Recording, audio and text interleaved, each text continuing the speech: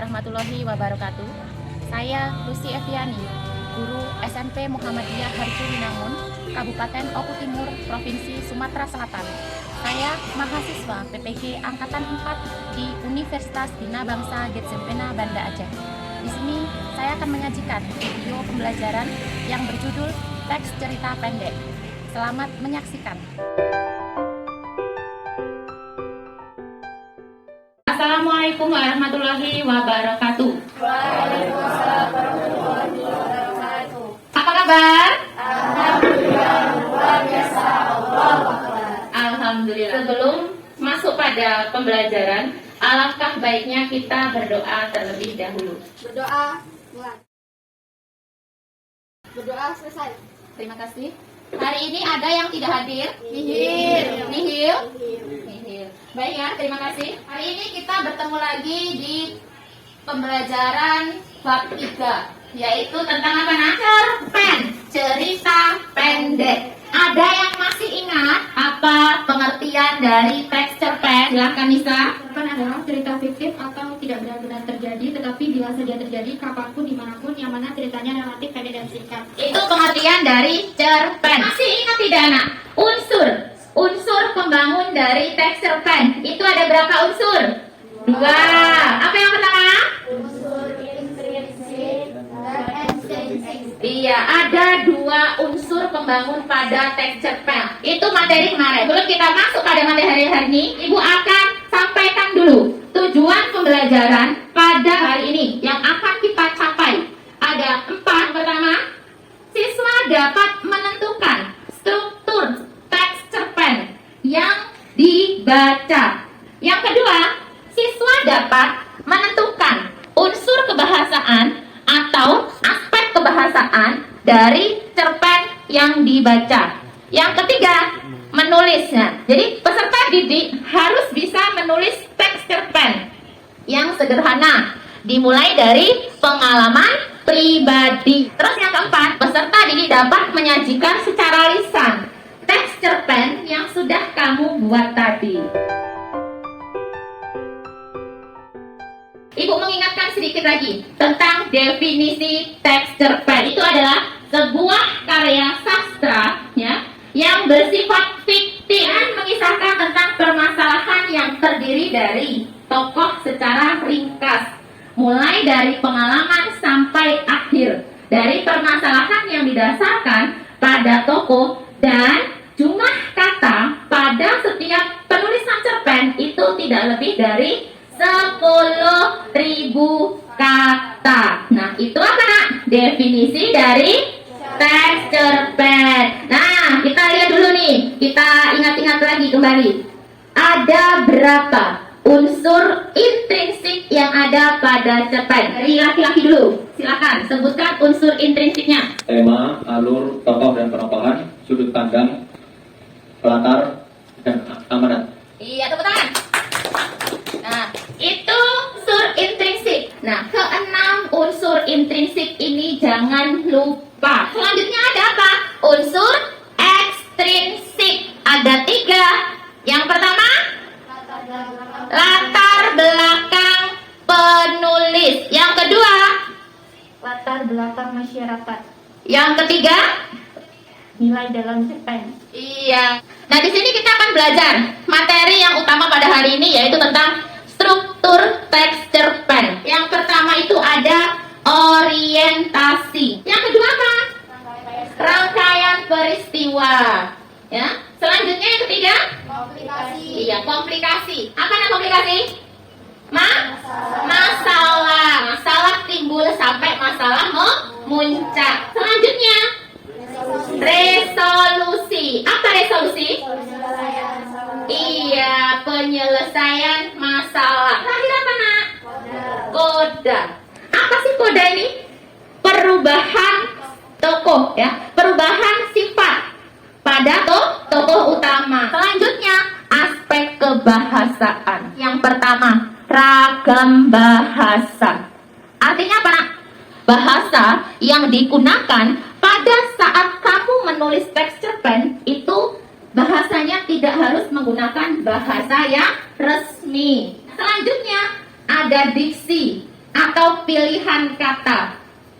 Yang ketiga, majas atau gaya bahasa. Terakhir ada kalimat deskripsi. Nah, sampai di sini mana yang belum jelas? Ya. Nomor 2, diksi atau pilihan kata. Iya, pilihan kata. Tentunya menggunakan pilihan kata yang baku. Ya. Contohnya apa? Efektif. Itu menggunakan P apa F? Yang benar? Efektif. Nggak ada yang nanya ini tentang majas. Majas yang sering kita temui pada teks cerpen ada tiga. Yang pertama apa nak? Ya, majas metafora. Yang kedua, personifikasi. Yang ketiga, hiperbola. Ya, untuk yang aspek kebahasaan itu ada 4. Yang pertama ragam bahasa, yang kedua ada pilihan kata atau diksi, yang ketiga ada gaya bahasa atau majas, yang keempat ada kalimat deskriptif. Lanjut, kita masuk pada cara menulis cerpen. Ada 3. Yang pertama, menyiapkan cerita yang menarik. Yang kedua, menyusun urutan dalam bentuk kerangka alur. Sekarang masuk pada yang ketiga, mengembangkan kerangka alur menjadi cerita. Itu cara menulis sebuah cerpen. Nah, di sini Ibu akan sajikan sedikit sebuah cerita, ya. Ini untuk stimulus kamu, untuk rangsangan kamu agar kamu bisa menulis cerpen mengenai pengalaman pribadi. Ibu bacakan. Pagi yang cerah di sebuah desa, tinggallah keluarga kecil yang terdiri dari ayah, ibu, dan anak laki-laki. Dia bernama Edo. Edo begitu menyukai binatang seperti kelinci. Hampir setiap hari Edo mendatangi rumah pamannya untuk melihat kelinci dan memberi makan kelinci. Ini masuk pada struktur apa nak? Iya. Nah, ini contoh singkat tentang cara menulis cerpen. Jadi, kamu bisa nak menulis cerpen mengenai pengalaman pribadi kamu. Misalkan, kamu lagi punya hewan peliharaan, misalkan kucing di rumah. Nah, itu bisa dijadikan tema ketika kamu akan menulis sebuah cerpen. Lanjut slide selanjutnya nak. Nah, kita masuk pada LKP. Jadi, Ibu akan bagi kelompok. Satu kelompok itu terdiri dari 3 siswa. Di sini kelompok 1, kelompok 2, kelompok 3, dan kelompok 4. Ibu akan bagikan LKPD. Silahkan disimak terlebih dahulu untuk pengerjaan LKPD. Di sini ada, nanti di depannya ada tulisan. Kamu kelompok berapa ditulis. Pada halaman selanjutnya, ini ada tes pengetahuan.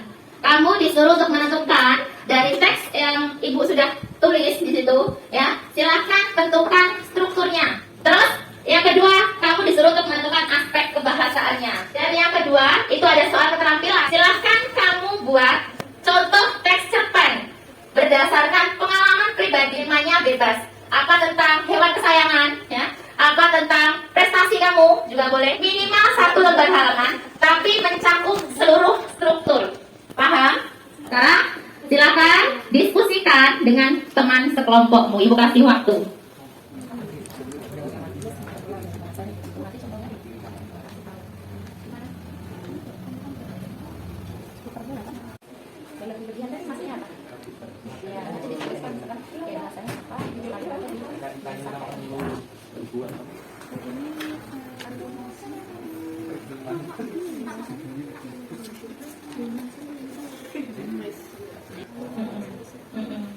Ya, ditulis lengkap.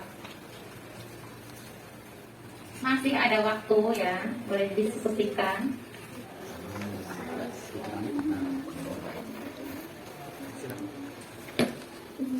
Bagaimana? Kelompok 2, ketuanya Niki, mengalami kesusahan nak? Enggak, alhamdulillah. Kelompok 2 akan presentasi, silakan disimak baik-baik ya nak. Kan ini perwakilan dari kelompok 2, nak perhatikan ya nak. Yang pertama, menentukan struktur. Orientasi. Hari ini aku pulang kuliah lebih cepat dari biasanya. Dikarenakan dosen mata kuliah di jam terakhir berhalangan masuk. Aku pun bergegas pulang. Aku pun tiba di rumah. Namun aku melihat ibu seperti orang kebingungan yang sedang mencari sesuatu. Ternyata ia kehilangan uang kembalian belanjanya. Rangkaian peristiwa. Aku pun membantunya, namun hasilnya pun nihil. Ibu pun pasrah dan aku keluar rumah kembali karena lupa ada yang harus dibeli. Komplikasi, di jalan dekat warnet, aku bertemu dengan adikku. Dek, kamu main di sini emang ibu kasih uang ke kamu? Kan kamu lagi dihukum gak dikasih uang jajan hari ini. Kakak tahu kamu ambil uang ibu yang di meja ya? Sambungku. Iya kak, aku ambil uang ibu, tapi cuma aku pakai 5.000 doang kak. Jawab dia dengan ketakutan. Ayo naik ke atas motor, nanti jelasin sama ibu, ucapku sembari membawa pulang. Resolusi, sesampainya di rumah, dia langsung jujur dan menceritakan semuanya kepada ibu. Aku dan ibu langsung menasehatinya sebaik mungkin. Dia hanya bertunduk malu dengan rasa bersalah yang terpampang jelas dari wajahnya. Koda, setelah dinasehati, adikku mengakui kesalahannya. Tentukan gaya bahasa, majas hiperbola. Dia hanya bertunduk malu dengan rasa bersalah yang terpampang jelas dari wajahnya. Kalimat deskripsi. Aku melihat ibu seperti orang kebingungan yang sedang mencari sesuatu. Ternyata ia kehilangan uang kembalian belanjanya. Selanjutnya kelompok 1. Oh iya, kelompok 1. Silahkan perwakilannya. Soal keterampilan, perjuangan hidup seorang pemuda dan adiknya. Di pagi hari, ada seorang anak laki-laki sedang berjualan di jalan trotoar. Ia berjualan kue condong. Suatu hari, adiknya ulang tahun. Ia meminta es krim sebagai kadonya. Tetapi kakaknya tidak memiliki uang.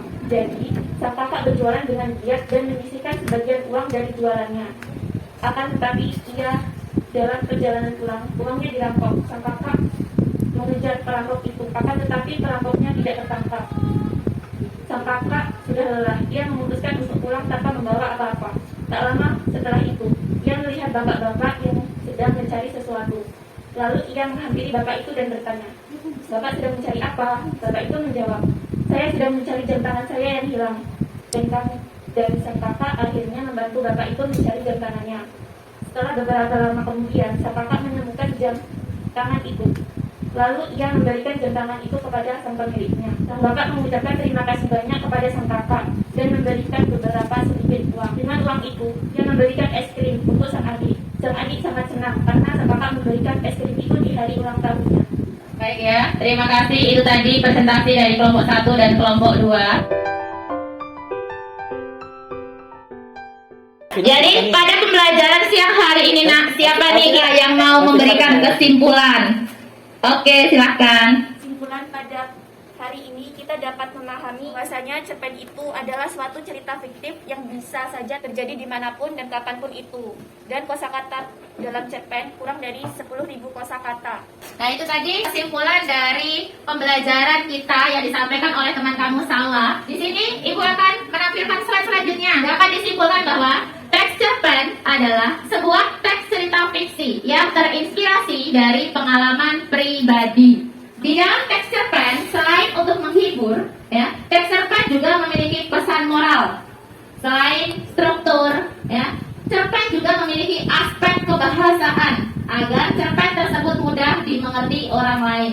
Dengan memahami materi cerpen, kamu juga bisa mengembangkannya, terutama pada keterampilan menulis. Jadi, pada tujuan pembelajaran kita pada siang hari ini, alhamdulillah tercapai. Ya, silakan kembali ke tempat duduknya masing-masing. Ibu akan ambil LKPD, ya, Ibu akan koreksi. Jadi, untuk materi besok kita akan lanjut pada materi bab 4. Silahkan pelajari di rumah ya nak terlebih dahulu. Sebelum pulang, silahkan ketua kelas untuk pimpin doa. Doa mulai.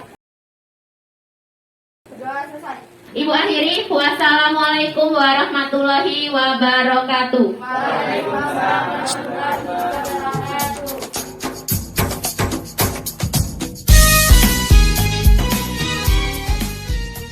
Terima kasih sudah menyaksikan video pembelajaran dari saya. Semoga dapat bermanfaat dan berinspirasi khususnya mahasiswa angkatan PPG selanjutnya. Wassalamualaikum warahmatullahi wabarakatuh.